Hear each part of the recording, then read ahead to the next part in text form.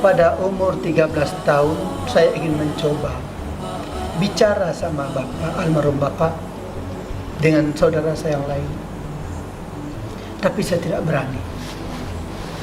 Karena saya tahu almarhum bapak pasti tidak setuju dengan apa niat saya.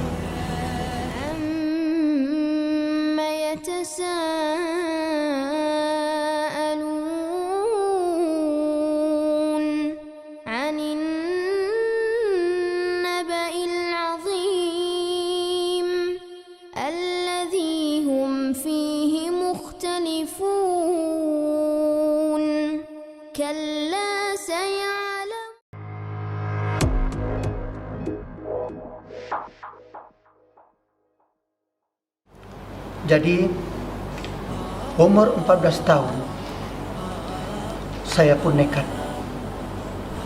karena tidak tahan lagi dengan kemauan saya ini tadi. Ingin mencari jati diri, ingin mencari di mana saya harus mendapatkan atau masuk Islam ini gimana. Umur 14 tahun saya pun bersembunyi dengan sembunyi-sembunyi menitipkan pakaian saya kepada teman yang rencananya ingin pergi dari rumah. Dia merantau, ingin pergi merantau ke Malaysia, tapi saya ingin lari dari rumah. Yaitu pada umur 14 tahun. Nah, setelah terkumpul pakaian saya yang hanya cuma beberapa helai dan membawa beras secukupnya, itu pun mungkin 2 kiloan kali. Karena saya pun masih kecil dulu. Umur 14 itu masih kecil dan badan saya kurus kering. Saya anak yang paling terkecil dari keluarga saya. Jadi subuh-subuh saya membawa ember seperti biasa ke sungai, seolah-olah saya ingin mengambil air.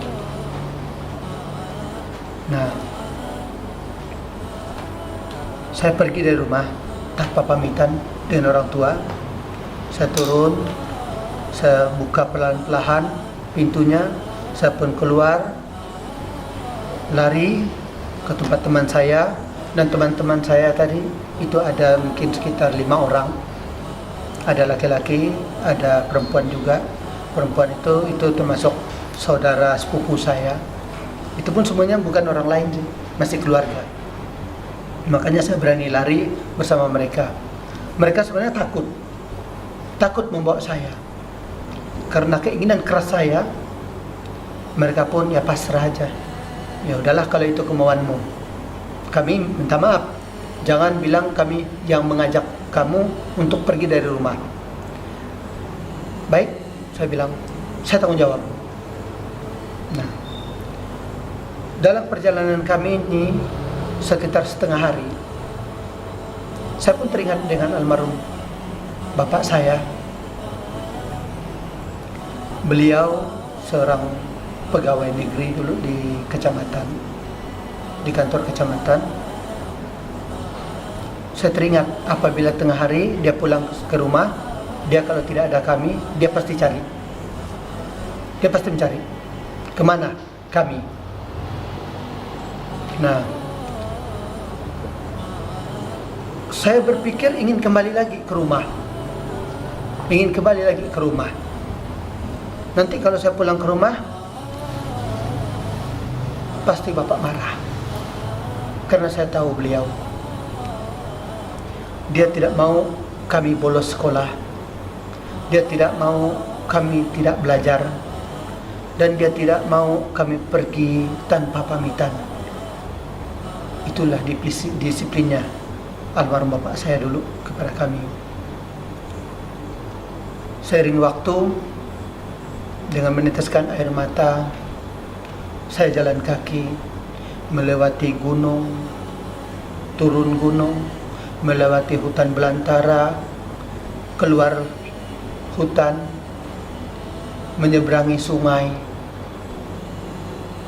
dengan sebatang kayu tidak ada jembatan. Nah, setelah sore kami pun mencari tempat berteduh untuk istirahat tanpa ada api, tanpa bawa yang namanya senter ataupun pelita. Terpaksa kami cari kulit-kulit kayu yang udah mati, itu kami buatkan seperti obor. Nah, setelah malam pun tiba, kami istirahat. Subuhnya sekitar jam 12, sekitar jam 12 pertengahan malam, kami mau jalan tapi masih gelap.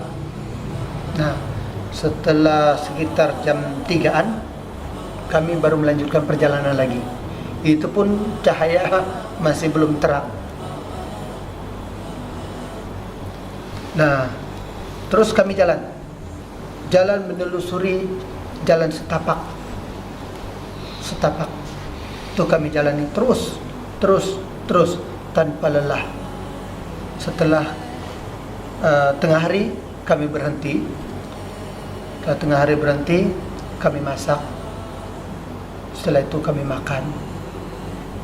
Kami tidak ada bawa apa-apa, ikan tidak punya, yang lain-lainnya kami tidak punya, hanya terasi, garam, ajinomoto, daun ubi pun kami ambil dari kebun orang.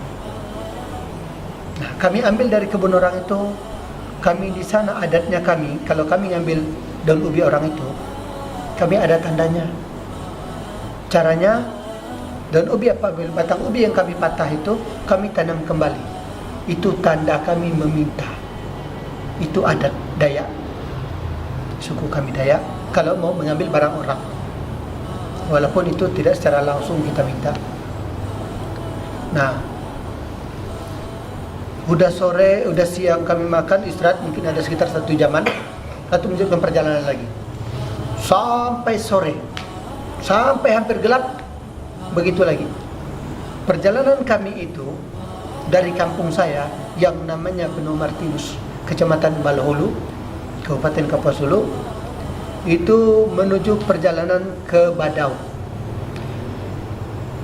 Jarak perjalanan kami itu saya pun tidak tahu berapa jaraknya. Cuma lamanya perjalanan kami itu menempuh perjalanan 3 hari 2 malam. Perjalanan 3 hari. Nah, ketiga harinya kami pun sampai di Badau. Sampai di Badau, saya mencari di mana saya harus menginap, karena saya tidak tahu ada keluarga di sana.